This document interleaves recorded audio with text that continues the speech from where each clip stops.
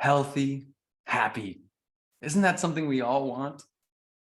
Well, today I'm going to talk to you about the 9 dimensions of vitality, also known as the 9 dimensions of wellness. Secretly, I just kind of stole it and branded it as the 9 dimensions of vitality because wellness, it's kind of like, in my opinion, a dull word, right? Well, do you want to be well or do you want to be vital? Right? Vitality is a strength, a force, something that makes us feel amazing, not just well. And in my experience as a holistic practitioner, in my 10 years of researching and practicing and experimenting and studying, it's really unlocking these 9 dimensions and paying attention to all of them, okay, and working on all of them.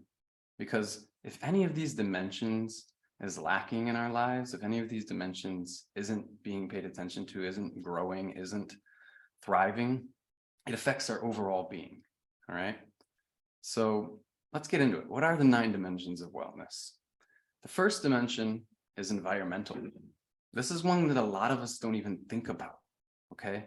And it's actually arguably one of the most crucial. Okay. So I would say it's funny that when we think about nutrition, we really only think about food, right? Maybe if you're really advanced, you're also thinking about your water. But what about your air? You know, we take over 20,000 breaths a day. So we can live like arguably up to 3 months, depending on your body fat percentage. It could be, there was a guy who lived over 395 days without food. So you can live quite a long without food. Water, not as long, maybe 3 days. And actually, again, that record's been broken too. That's what science says, but there have been people that lived longer than 3 days without water. But see how long you can live without air. It's not very long, guys. There's a free diver. His record, I think the longest record is almost 20 minutes without oxygen. Okay, so that's a long time in comparison to most of us, but still, it's a lot less than food or water. So the first dimension of vitality is first and foremost about your air quality. Now, there's a lot of things you can do about your air quality, right? There's all these fancy technological gadgets that you can buy to improve your air quality in your home, but that's not the best thing. It's actually houseplants, okay? And in my program and my work, I talk about the specific types of houseplants that you want to buy, different types for different people, depending on how much care you're willing to give it. And these plants clean the air. They also add green space to our homes. So not only are they cleaning and oxygenizing your air, taking out all these nasty particles that are in our air, even if you're in a nice area, you really have to be far away from human society, from modern society, to have truly clean air. So pretty much all of us want some houseplants in the house. And like I said, there's specific types of houseplants that are really, really good at cleaning the air. And there's some that are even really good, are really easy to take care of. That's the beautiful thing. Okay, so we talk more about that in the program. So I'm not going to go into super detail on each dimension in this video. This is just kind of an overall view so that you guys understand what the 9 dimensions are. And if you're interested in learning more, comment, reach out, and I'll get you hooked up with my program that actually teaches you how to take care of these 9 dimensions and find that wholeness, that vitality within. So environmental, first is air, then is water. Okay, so getting truly clean water. It's a lot harder than you think, guys, believe it or not. So I had to do a ton of research to even realize how difficult it was. And if you're lucky enough to live by a natural spring that's actually unpolluted, that's the best way. But then there's also different ways to clean out your water and remineralize your water, because water without minerals is dead. You can have distilled, perfectly clean water, right? That's reverse osmosis is what they call it, to really clean all the bad stuff that gets in our water supplies out of it. And that comes from a lot of things, guys. If you don't already know, I mean, it's farming practices, it's the pollutants in the air, it's the stuff that gets dumped into our soil. There's so many things that end up leaching into the water system that then you're drinking. Even antidepressants and other medications that get flushed on the toilet end up sticking in our water supply. So normal tap water, guys, it's a concoction. It is a brew of so many different chemicals and so many different pollutants that you really have no idea the damage you're doing to your body until you know, until you've done the research, which I've done for you. And so you don't really just want to clean your water. A filter does a great job at cleaning your water out, but there's also the remineralization process of adding back the potassium, magnesium, phosphate, sodium, and so many other little minerals and amino acids back into our water so that it's got the life, the vitality that it's meant to have in it. All right. Then you have obviously earth. Earth is both food, the source of your food, the quality of your food, but it's also your connection to the earth. Because believe it or not, guys, and this is something I'll show you the science in the program, there's over 12 studies that prove just touching your skin to the surface of the planet has instant anti-inflammatory and antioxidant effects. Now, if you don't know, inflammation and oxidation are the two things that kill us naturally, right? Inflammation and oxidation lead to everything from Alzheimer's, dementia, cancer, arthritis, pretty much you name it. Any of the things that wear us down and beat us up and age us are a byproduct of inflammation and oxidation. So just getting outside and touching your bare skin, I say feet because it's the easiest, but your bare skin in general to the surface of the planet has a ridiculously profound healing effect on us. And again, you don't have to believe me because there's a lot of science behind it, guys, and I'll share the science with you when you reach out to me and get the program. It's all in there, all right? I've taken the time to put all the studies in there for the skeptics like me, because I'll tell you, I don't believe anything until there's a lot of empirical evidence behind it. These days, I'm a lot more open-minded because I've come to realize how much the mystics and the ancient wisdom had right. And now science is actually proving all these ancient mystics right. But until I did all this research and found all the empirical evidence, I didn't believe in any of this stuff. I used to drink tap water. I never used to touch the earth. I used to stay inside 90% of the time. I just want you to know before I even move forward that I used to be one of the unhealthiest people in the world. Okay. I used to be, I mean, I looked and felt older at 18 than I do now at 33. I've grown younger over the past, what is that? Like 13, 14 years. I'm horrible at math, so but over those past years since I've really gotten into it, and it really wasn't even until like my early 20s that I was like practicing and starting to do this this work, right? So it's really been about 13 years. But I genuinely feel in that time, I know in that time, because it's not even just a feeling. You can see it. People have said it. It goes into every area of life. You can grow younger, okay? Another thing I'll mention before I move forward, your body actually regenerates every 7 years. There's brand new cells in your body, right? The way that our body works is cells are constantly dying and being reborn. So whatever they're reborn out of is made up of what we eat, what we drink, what we breathe, and even what we think and feel has an effect on the growth and the quality of our cells, which make up our entire body. So if you want to grow younger, you have to pay attention to all of these things. Okay, so the next dimension is physical. Okay, physical is how we move, right? Most of us even have that wrong. I was guilty of this, guys. When I first got into health and wellness, I thought I had to pump iron every day and, you know, be in a gym and kick my own butt. And I got really muscular and really strong. And I still wasn't my healthiest. I looked amazing. I looked like a statue, but I didn't feel my best, right? Because when we turn movement into this self-hatred almost, right? Like, I'm not good enough. I have to get better. I have to look better. Ah.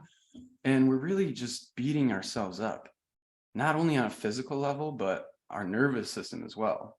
That amount of stress, especially for most of us that already live a highly stressful life, adding more and more stress to that tends to actually age you more. You can have really nice looking muscles and still die of a heart attack.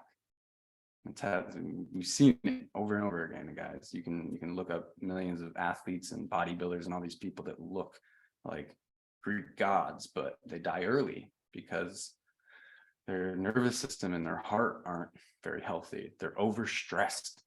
So what I teach is how to turn movement into medicine. Okay. So your movement can simultaneously make you stronger, more balanced, more coordinated, more lean and toned, but also it can heal any aches and pains that you have in your body if you know how to move correctly and you know how to treat your body. Okay, now I'm in great shape. I don't want to show off here, but I'm still in great shape. I'm not quite as humongously jacked as I used to be when I was pumping iron every day. But I'm still very toned, very lean, got the 6-pack and all that stuff, right? And that's only through calisthenics. I really don't lift weights at all anymore. I do calisthenics and yoga and mobility work, and there's no aches and pains in my body. When I was really ripped up and jacked, I was in pain almost all the time. And that's not how we're meant to live, guys. It's a feeding of the ego. It might feel good when you look in the mirror, but if you're walking around sore and achy and tired and injury prone all the time, it's actually degrading from your quality of life. I can promise you that from experience. All right. So that's the main thing with the physical part, is turning movement into medicine. But also in my program, I do include in the physical, more detailed nutrition. So not just like the sourcing of your food and making sure that your food is grown without pesticides and herbicides, and why pesticides and herbicides are bad. That's in the environmental. But in the physical is digestion, okay?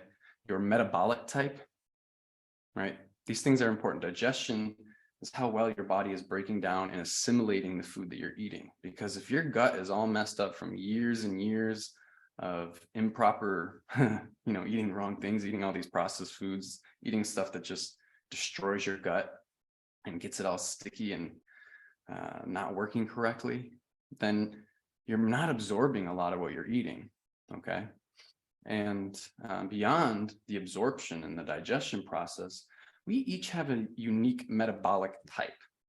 And what that means is, for some of us, high fat diets are going to work really well. For some of us, high carb diets are going to work really well.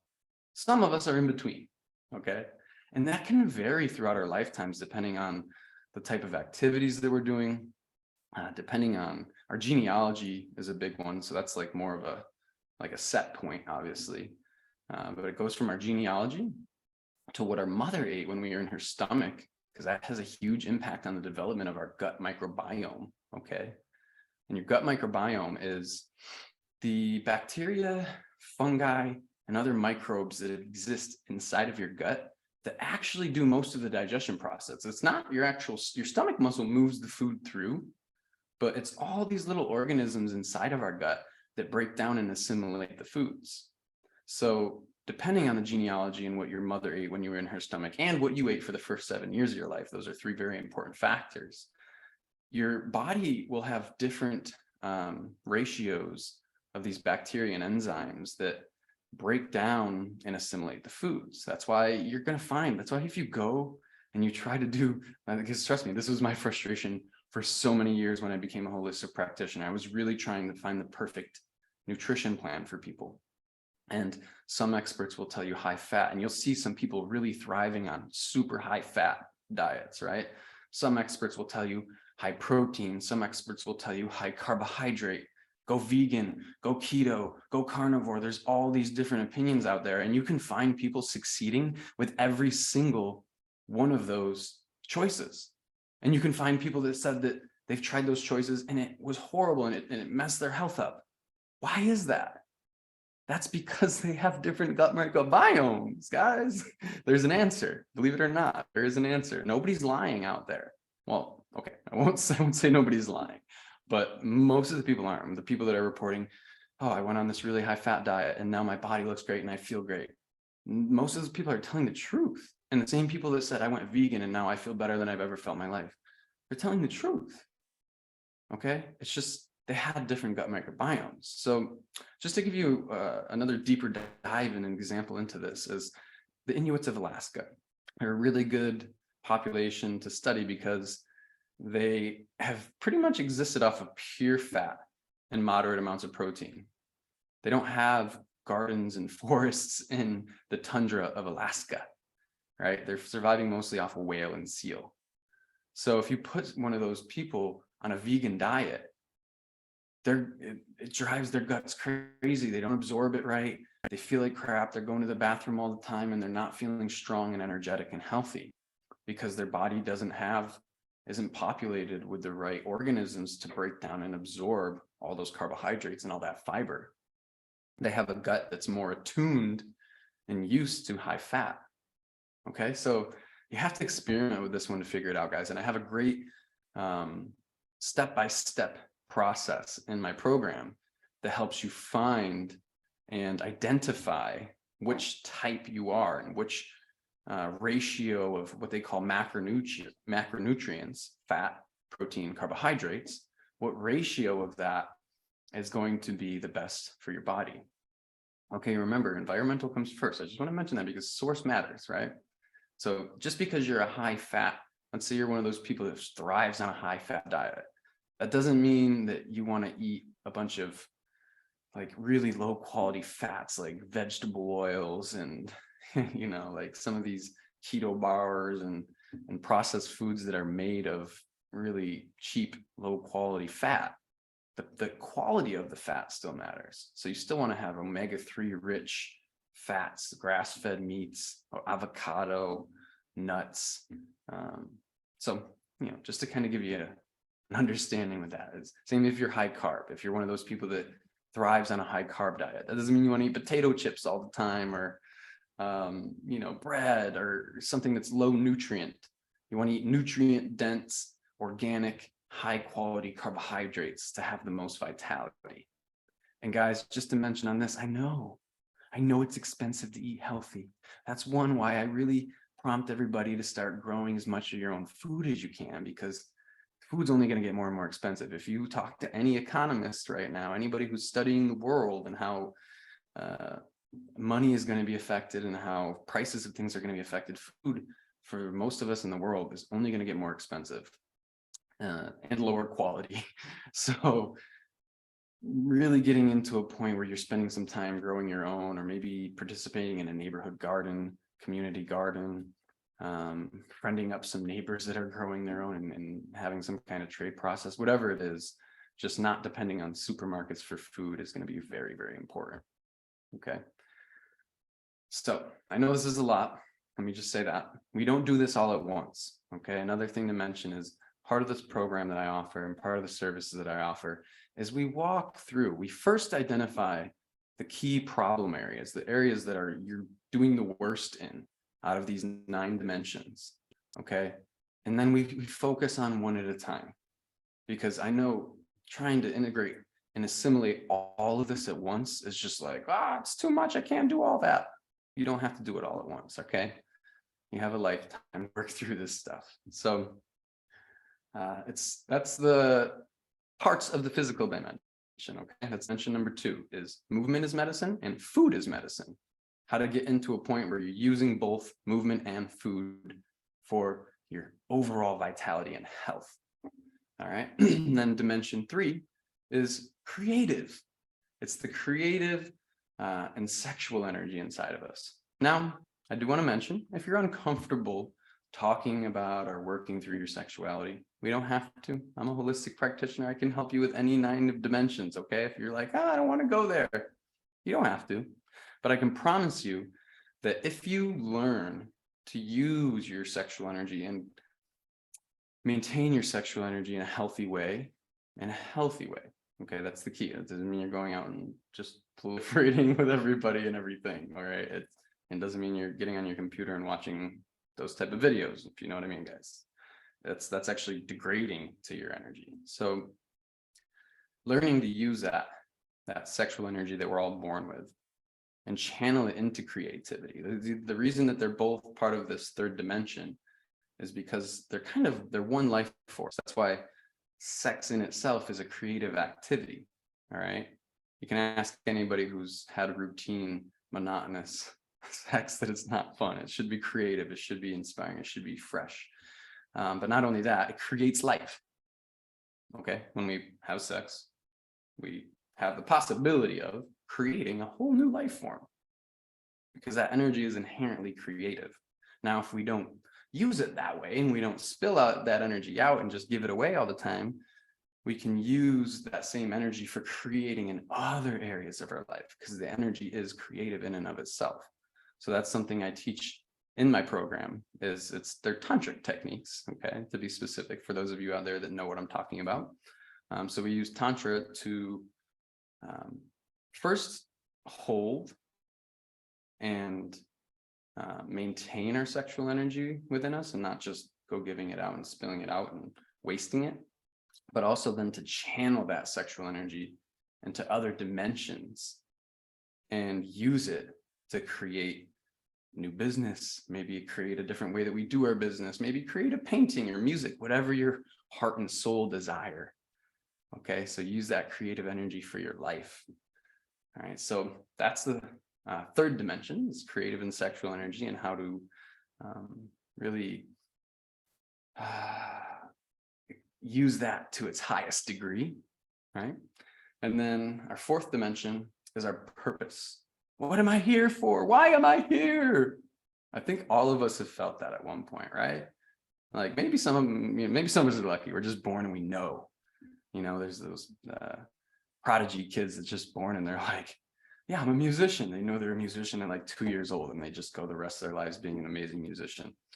But most of us have this crisis at some point of our life of really wondering why we're here, what we're supposed to do, what our purpose is. This is a big one for me, guys. It took me a long time to really figure this out. And I'll tell you now, it's funny. Mine's quite simple, but also complex. My purpose is to bring more vitality to the world, more health and more happiness, more bliss. And I have to do that, A, through doing it to myself, and then B, teaching it to others. So it's a beautiful one. I'm grateful for it, but we all have a different one. Yours might be to create the most beautiful, moving music pieces that help people feel and move through things and dance. Somebody else's might be to teach kids. Somebody else's might be to fly planes. There's so many. That's why there's so many of us, and there's so many different ways to use our life and to dedicate our life to. But if you're somebody that's stuck or feels like you're stuck in a unfulfilling lifestyle, if you're working just for a paycheck but you don't want to go to work every day, this is a center for you that really needs to be honed in on, because it drains our vitality, it drains our life, it drains our health and happiness when we spend 8 hours or more doing something that we don't really want to do just so that we can get a paycheck to pay the bills and provide food for ourselves. There's a better way. And I'm not saying it's going to be instant like a light switch. I'm not saying that we're going to do this work and then, in one day you're going to all of a sudden be in a fulfilling career. It takes time a lot of times to shift from being in this money chasing, working just for security, and not the freedom of your soul and heart, to doing what you love and figuring out how to make a living doing what you love and what you're passionate about, what you feel has true purpose for you in life. Okay, so again, in the program, we have an entire step-by-step process to help you figure out and identify what your purpose is, what you really want to do with this thing called life that you've been given. And then I can help you move into that slowly in an intelligent way that is, going to allow you to thrive. And then bloop, moving up, we're in our heart, guys. We're in the heart space. So the heart is all about connection. How do we connect to others? And also about forgiveness and grief. So that's part of connection. Grief happens naturally, guys. Grief is something that is a part of love. Anything you love, you will someday grieve, or it will grieve you, because we're going to lose it all. I mean, whether it's a dog, whether it's your kid who's going to lose you someday, or God forbid you lose them, your grandma, your grandpa, your mom, your dad. Love is about that. It's about cherishing what we have, because we know that someday we won't. All right. I know it's a tough one, but it's a beautiful one. If things weren't temporary, we wouldn't appreciate them as much. That's just the truth of it. So knowing that this existence that we have in this time, I don't believe in death as most people think of it. I do believe there's more after this. I know deep within my being, there's more after life. There's another existence. We don't know what it is though. And we don't know if we're going to be around the same energies. So yeah, the heart space is about connection, connecting to the moment, connecting to the people who you feel nurtured and supported by, and who you can nurture and support. And it's a beautiful place. So that's what that chapter is all about, or that section of the program is all about: nurturing healthy relationships, forgiving, grieving, letting yourself go through the grieving process, because we're supposed to cry, we're supposed to feel. When we hide away from that part of grieving, it actually closes our heart off, and we're able to feel less of the good stuff too. Something I realized a few years ago, maybe like 4 years ago now, is I was blocking myself off from all the negative emotions that I didn't want to feel, which was actually in turn blocking off the positive emotions. I turned into this just this flat line of emotion, where I wasn't feeling all this love and positivity and happiness, or the sadness, and I was just intellectualizing everything.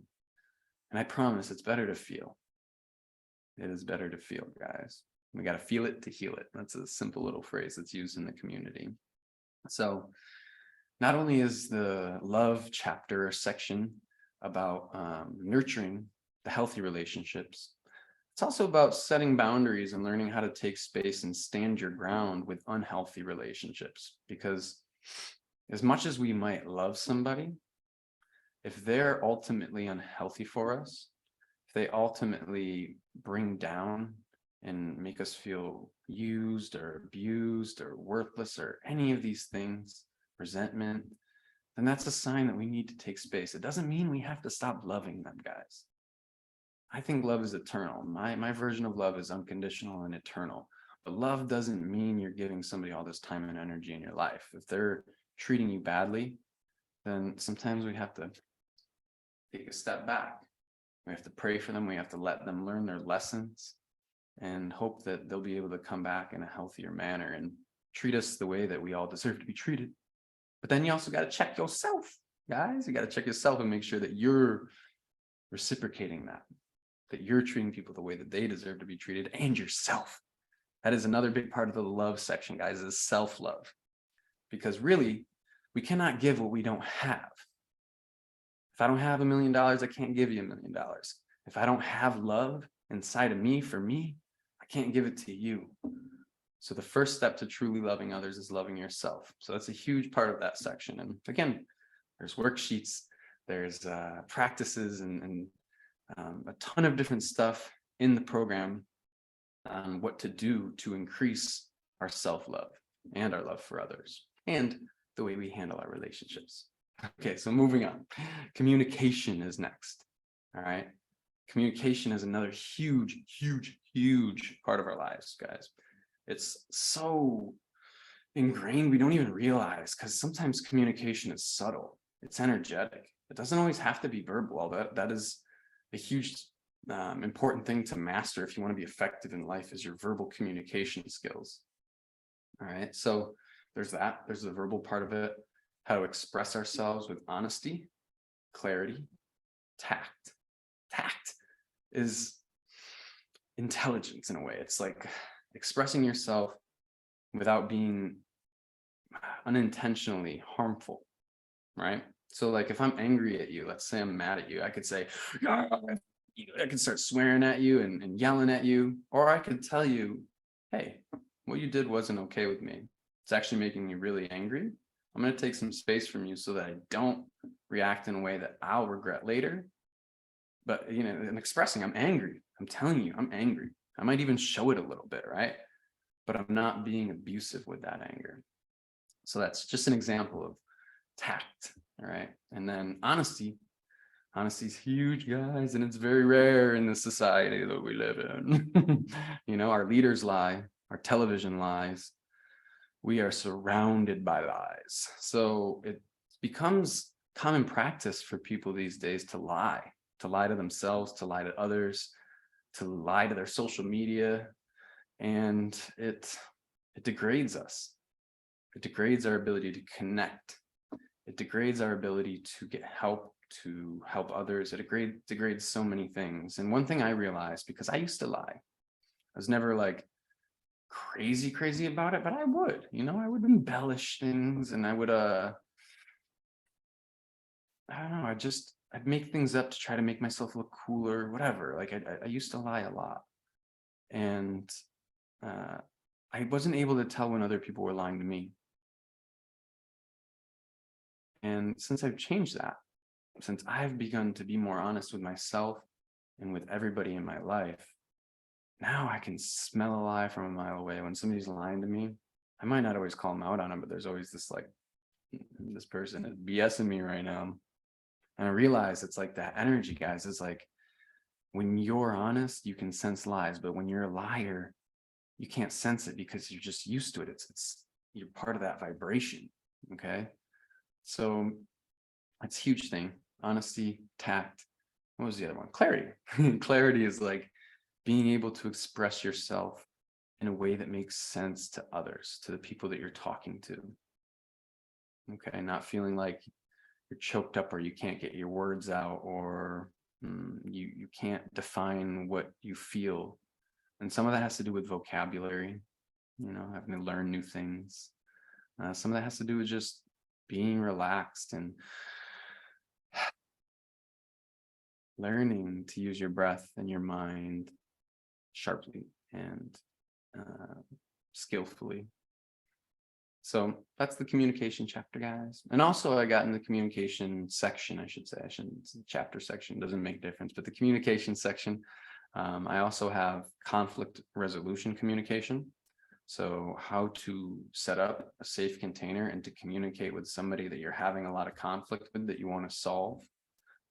Business negotiation communication skills, how to communicate in a business situation, in a good negotiation situation, to, you know, I won't say have the upper hand, but to find a win-win situation, because that's really what it's about, guys.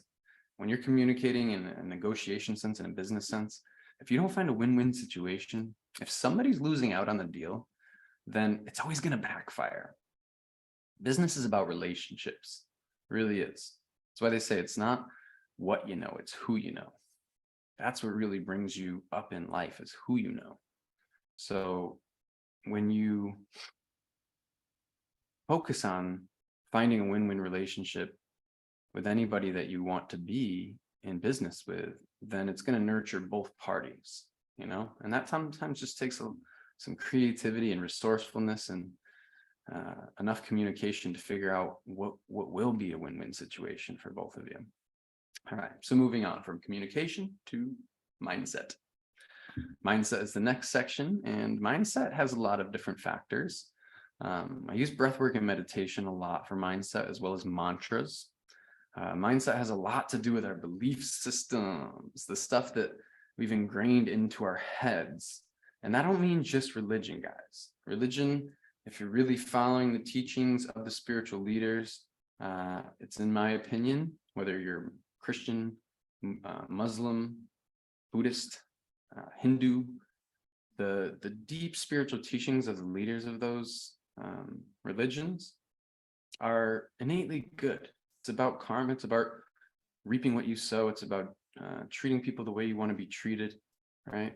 And about being responsible with yourself, with your sexual energy, with your life, So those beliefs usually, I think they can get convoluted and twisted, right? I think that some people take religious text and they twist it and they mute it, and maybe it does harm some people internally, but I'm not going to get into that. It's a huge topic. I think that would have to be a whole nother video. Belief systems that I'm talking about are believing that I'm not good enough. I'm too dumb to learn this, or I'm too old to do this, or I'm past my time, or blah, blah, blah, blah, blah, blah. So many different things that people believe that are disempowering. There's empowering beliefs of like, I can do anything I put my mind to. And there's disempowering beliefs. I'm not good enough, right? So the belief section is all about turning our disempowering beliefs into empowering beliefs, and then making mantras out of that to literally reprogram our brains. Okay, we can do that. It takes time, it takes effort, it takes consistency, but we can reprogram our brains and reprogram the way that we think. And I'm telling you guys, this is huge. The way that you think really does. I know you've probably heard this before if you watched any of these inspirational YouTube videos, but I'm going to teach you how to do it and give you an actual system to help you do it, not just tell you it. All right. It's true that how you think dictates so much outside of you. It really directs your life. If you don't think you're good enough, you're not going to try. You're not going to put the focused effort in to become good enough. Get it? If you think you're too ugly, your sense of low self-esteem is always going to attract people who maybe just want to use you. All right? You got to have that confidence and find the beauty in who you are, no matter what mainstream says is beautiful. That changed. If you haven't paid attention, guys, since I've been born, what is sexy and good looking or beautiful, I think they're different terms, but still, what is beautiful to the mainstream, to the TVs, has changed a lot. It's went from like really skinny, not super curvy people to more curvy, muscular. It's went all over the place. And whichever you are, it doesn't matter. It really doesn't matter, because the right person or people out there are going to see your beauty way beyond just the physicality. Now, I do think if you're severely overweight, it's not that you're not beautiful, but you do need to pay more attention to your health if you want to feel your best. That's just I'm not shaming anybody. Let's get that straight. It's just that, and then there's thick and there's overweight. There's a difference. Some people they just have more thickness to them, and I personally think it's sexy, but some people just have that. Some people don't. Some people are naturally really, really skinny. And that's not what I'm talking about. I'm talking about when you feel it when you're overweight, you're heavy, you're moving like, oh man, this is too much for my body. Your joints feel it. So there's so much in mindset, belief systems, how we talk to ourselves. It's part of our belief systems. The belief systems kind of form how we talk to ourselves, but that's another huge important thing to talk or pay attention to, is changing those scripts and those programs that are in our head, the way that we talk to ourselves, the way that we think about others, the way that we think about the world. And so we use a lot of different practices, like I said, meditation, breathwork, mantras, accountability journaling, like journaling about your belief systems, and paying attention to yourself every day, and like keeping track of when you've went against this new belief system that you're cultivating within yourself, and when you started running an old program, so to say. So there's a lot of work to do in mindset, and mindset will affect all of this, guys. The cool thing about these 9 dimensions is they all affect each other. Your nutrition, believe it or not, will affect your mindset. If you're eating really terrible foods, your brain doesn't have the serotonin. Most of the serotonin, if you don't know, it's the neurotransmitter that makes you feel relaxed and happy and positive. And if you don't, it comes from your gut, 90% of it. So if you don't have a healthy gut, you're not getting enough serotonin to the brain. It's going to be really, really hard to have a positive mindset. And if you don't have a positive mindset, it's going to be hard to keep eating healthy. You see, they all feed each other, right? So that's why it's called holistic medicine, because it's part of a whole. The reason we break it up into 9 dimensions is to make it palatable. is to make it usable. All right. And then number 8 is your connection to something greater than yourself.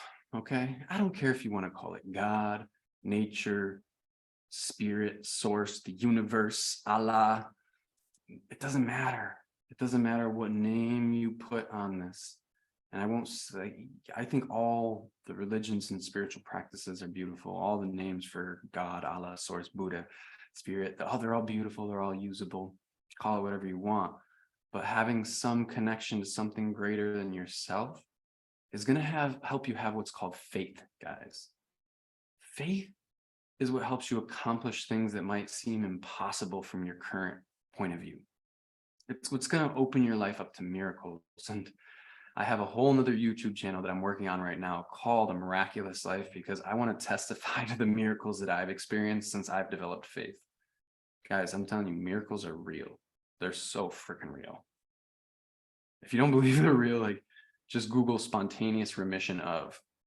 And that's just an example of some of the miracles that have happened in people's lives, with people that have had stage 4 cancer, or blindness, or, severe forms of disabilities that they've healed from spontaneously. It's a freaking miracle, guys. The sunset every day, the stars, the moon, the way life works is a freaking miracle. And having faith helps you tap into that. It helps you be more miraculous with your life and do more miraculous things. So even if you're a devout atheist, guys, I have a solution. Even if you're like, no, I'm not going to believe in this creative energy that is the source of all life. Like, I'm not going to believe there's a source of all life. We're just a computer program, or whatever your brain says, right? Whatever you believe. Then the connection to something higher than yourself can just be an organization that does good. Maybe an organization that helps plant more trees or save orphans, whatever. That can be your connection to something higher than yourself. It's just about believing in something that takes more than just you. Gets you outside of yourself, helps you stop being so selfish and start being more connected to this whole beautiful thing of life. All right, so that's something. We have work there. We have work in all these sections. And I won't say work. It's not work. It's a practice, because it feels good to do.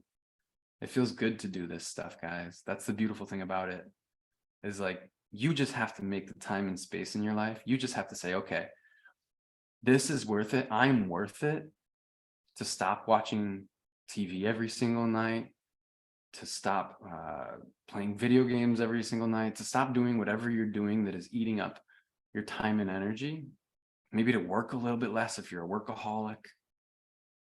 Maybe you're out drinking every night, and I'm not saying you can never do these things. You can play video games sometimes, you can drink sometimes. If that still feels good after doing this work, I'll tell you, I used to do all those things. I used to drink, I used to play video games, I used to do drugs, I used to watch TV, I used to binge on Netflix and all this stuff. And I tell you, slowly but surely, as I started doing this work that I want to help you guys do, I stopped doing all of that stuff. I don't drink anymore.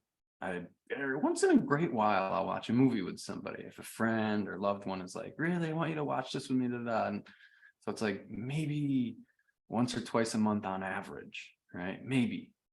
There's really periods where I've gone like 6 months without a single movie or TV show. And I don't do drugs.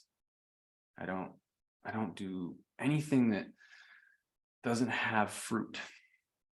And what I mean by that is, where we put our time and energy can either bear fruit or it can be a waste, and if it's something that's not actually bearing fruit that you want to eat, it's not giving your life this tangible, palatable meaning, then most likely it's a waste. It's a habit that you've used to numb yourself from something that you're running from. And when we work on these 9 dimensions, you'll work on those things. Those things will come up. The emotions will come up, the traumas, because that's all part of this, guys. I also teach in this program shadow work, trauma work, how to work through the stuff that is hard to feel and hard to honor within ourselves. how to hold space for that, how to process it, how to feel it, heal it, cleanse it, and clear it. All right. So once we do that, once we really start dedicating some time to ourselves, at least this is how it's worked for me. It was over a 10-year period. I didn't just like one day discover the work, this type of work, and then all of a sudden the next day I quit all my bad habits and just became this vibrant, healthy person. It took 10 years. And I still have stuff that I'm working on, guys. I'm not done. I'm nowhere. It's a lifelong process. Because once you do some of the work and you upgrade yourself in each dimension of life, you move on to like another level, and then there's more work to do to keep moving. Like it's a constant growth process, but it's not, again, I don't even like calling it work because it feels good to do. It feels good. It makes you feel healthy and happy and vibrant. You grow younger, more radiant. It's not like, oh man, I gotta go to work. It's like, oh yes, I get to practice. I get to practice this. All right, so I'll stop going on and on about that. Just really, you can tell I care. I'm passionate about this stuff. It's so important for all of us. And now for the last dimension. Doom, doom, doom. The last dimension is leadership. So once you've worked on all these areas of yourself and your life and all these dimensions, it's only natural that you step into some kind of leadership. It doesn't mean you have to lead a huge organization or be number one or whatever. It doesn't mean any of that. There's actually a really beautiful thing that I came up with the other day when I was talking to a friend. And we were talking about community. And I said, I think community is supposed to be a group of leaders who know when to follow. Okay. So what that means is like, when you're in an organization, whether it's a work organization or a community that you live in, your family, your friends, whatever, those are all different types of communities. You're all leaders in something. Whatever is your natural gift, maybe one person's the best musician, but the other person's the best speaker, but the other person is the best manager, organizer type. They're all leading different areas. And you come together and you know when to follow and to help the leader in each area. For example, let's say you're living in a community where one person's growing the food and the other person's building the buildings. And sometimes you're helping the person build the building, and maybe you're not the leader in that situation. But then when it comes to growing the food, you're the leader. Or when it comes to teaching the yoga class, you're the leader. Or cooking the food, whatever, right? We all are meant to find that thing that we're gifted and passionate about, our purpose, again, that we end up becoming a leader in some way. Okay, so then leadership is about how to work with others, how to honor different cultures, different backgrounds, different belief systems, and work through those. That's actually the section I'm in right now, guys. And again, doesn't mean I'm done with the other sections. I'm still not perfect. There's still times when I eat ice cream sometimes. I don't know if I'll ever, I've been to do this work forever, and the amount of ice cream I eat in a year might always change, because it has since I've started doing this work. I used to eat it like every day. Now it's like maybe once a month, twice a month, something like that.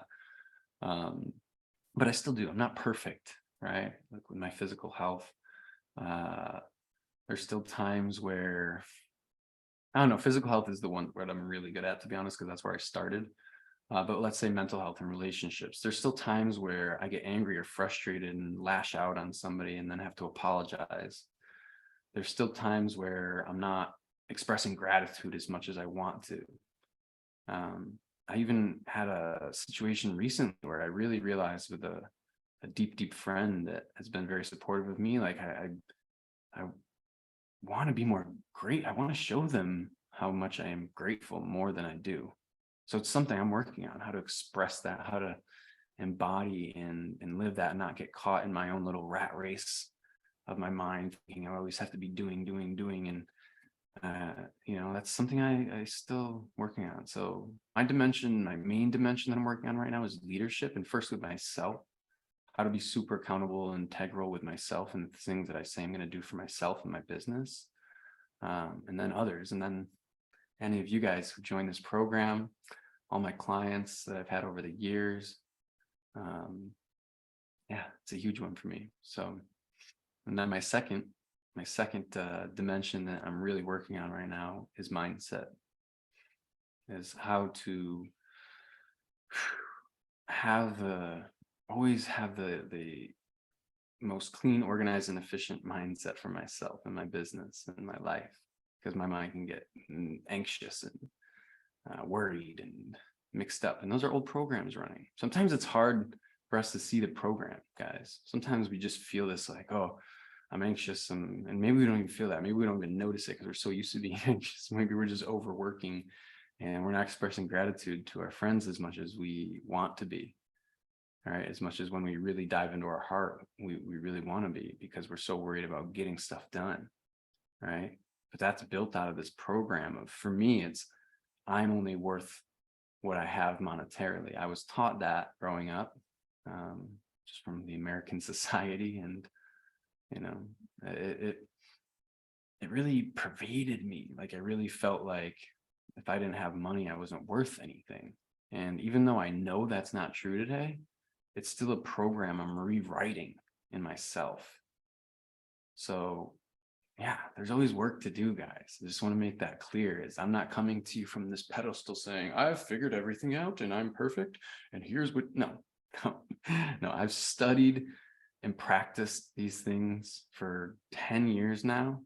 And I'm at a point where I feel confident in teaching them, especially the physical health portions, the nutrition, movement is medicine, digestion, sexual and creative energy, the lower centers that I mentioned, environmental.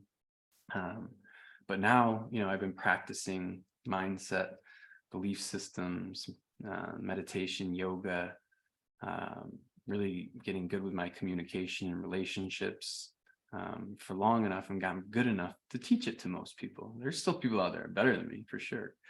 And those are my teachers. But if you're struggling and you think that I can help you, let's get on it, guys.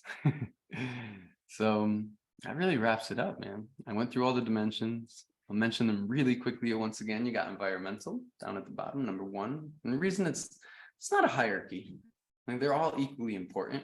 The reason it's down is because that's where the earth is. It's environment, right? And then you have your physical, right? Your body, your movement, your nutrition, turning both into medicine, your creative and sexual energy, harnessing and utilizing your creative sexual energy to its highest potential.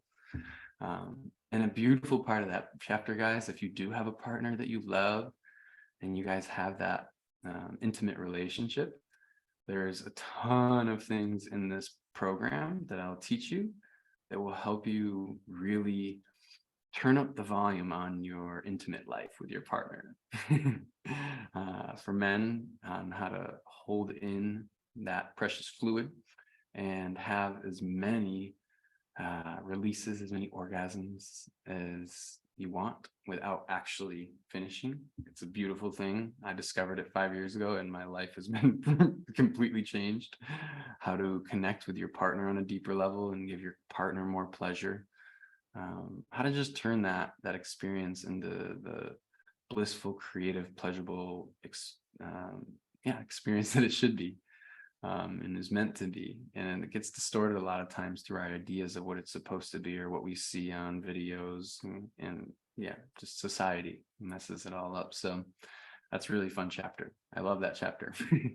And then again, our purpose, our mission in life, our heart, our connection to everybody in our lives, including ourselves, loving ourselves, the way we communicate with clarity, tact, and truth, the way we think, what we believe, and how that affects our lives, our connection to something higher than ourselves, something greater than ourselves, whether that be a spiritual thing or an organization that's doing great work, and leadership, how to become the leader for ourselves and a leader for others in our lives. That's it. That's the 9 dimensions. And I gave you a little bitty piece of each dimension so you can understand it and you can kind of get an idea of what the work is like. And I've been working on this program for a long time, guys. I've spent hours, countless it's been years. I've spent years in front of the computer building this, thinking through it, putting it together into a usable system, making all these questionnaires. So if you come to me and you're like, Nick, I know I need to do some work. I just don't know where to start. I know that, my life's not great right now, but it seems like all these areas are kind of out of whack and I don't know where to start. I have all these questionnaires that you can take that will help you identify which areas are struggling the most and so that you know what to focus on first and what will make the biggest impact in your life. Okay, so I've really thought this through. I'm turning this into a mobile application, guys. So if you know mobile application designers who are interested in this type of project, reach out, because I'm still trying to find the right person to work with me on that. But this will be turned into a mobile application so the whole world can do this work together. We can all upgrade our lives together. Yeah, in the meantime, it's an online program that I'd love to coach you through. We're going to build a community around this so that we're all going through it together. We're all doing this work together and living healthier and happier lives together. So look out for more videos, guys. I'm gonna get more consistent with coming on here and sharing some of the stuff that I do and the things that I've learned, and being completely obsessed with health, wellness, healing, and human performance over the last 10 years. And if you have any questions, leave them in the comment section. I'd love to hear your questions. That'll help me have ideas for new videos, or if they're easy, I'll just answer them in the comments, but I might create a whole new video out of your question. You never know. And then to reach out to me, to contact me, my Facebook is Ra, R-A, Bliss, B-L-I-S-S. My Instagram is @blissfully_Ra. Blissfully is BLISSFULLY_Ra. And then, like I said, yeah, it's easy names. I hope if you have any questions on that, I'll leave that also in the description. I'm not a professional with this stuff yet, guys, but I'm getting there. So I leave all that stuff in the description on how to contact me. And I can't wait to see you on the other side, building healthier, happier lives together, making the world a better place together.